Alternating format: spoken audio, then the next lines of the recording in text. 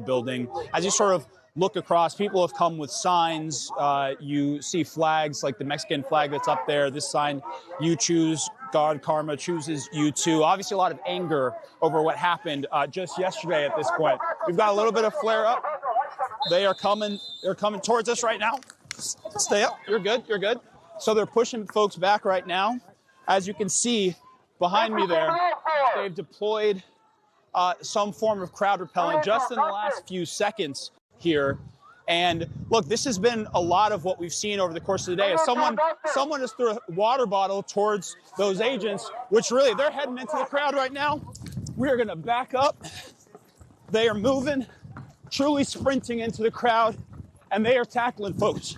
They are tackling folks. Come this way. All right. We're with Jordan, you, Omar. Stay safe. Turn around.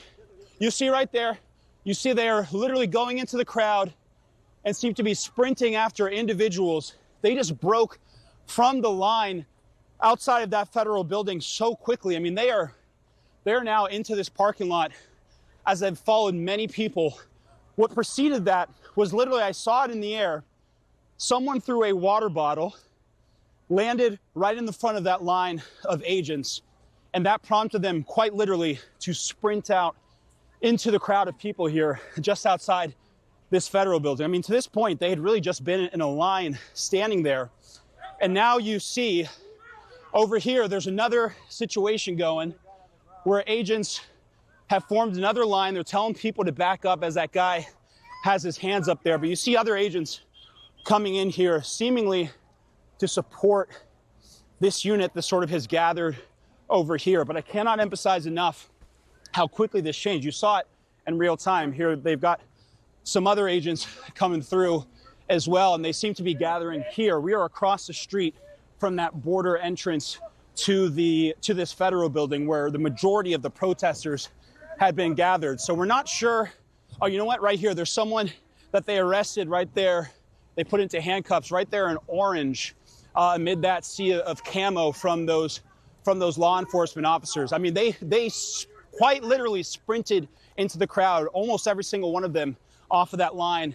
And now you have some of this same crowd gathered now on what has become a new line of law enforcement here as looks like they're going to be walking this person out of the way. We're going to get out of their way as they head towards our direction. I'm right behind you, Jordan. I'm talking to our photographer here. So you can see they've got someone in cuffs right there in the orange as law enforcement here is now taking this person away back towards the federal property here. It's unclear if he was the person that may have thrown that water bottle, but literally looked up and saw that bottle land at their feet, and that's sort of what prompted this really rapid and aggressive response here, Casey, as you just saw play out firsthand.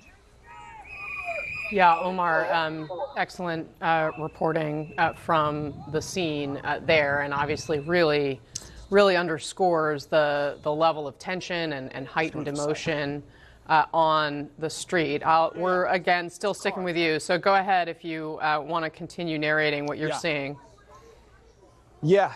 So I was just getting our crew out of the street there because some cars were coming through. But you can see the agents sort of backing up towards this federal property. That man in the orange there that they took into custody is now beyond the gates of this property that has really been sort of the focal point of a lot of the protests today, or at the very least, a lot of the flare-ups that we have seen over the course of today. Some of the protests, as we sort of walk back towards this scene where the protests were initially staged, some of what we saw over the course of yesterday was really centered on the vigil itself, which is at the scene of where Renee Good was shot and killed, and where her vehicle essentially was the final resting place that many witnessed in that particular neighborhood.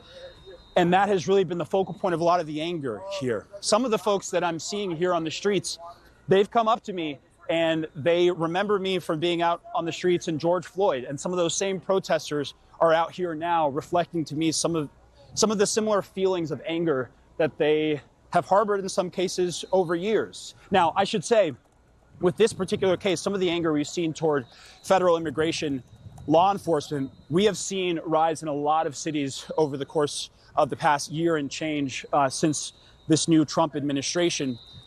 Even before this shooting, when there was news that the federal government would be surging federal immigration enforcement here, there was a lot of anger over the fact, not just by citizens, but by local leaders here as well, over whether that was even needed in a place like this.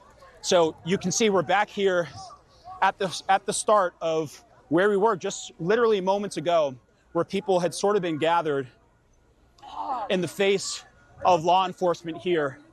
And this has really been the back and forth that we've seen over the course of the day, Casey. A lot of anger here in this community. Governor Walz here.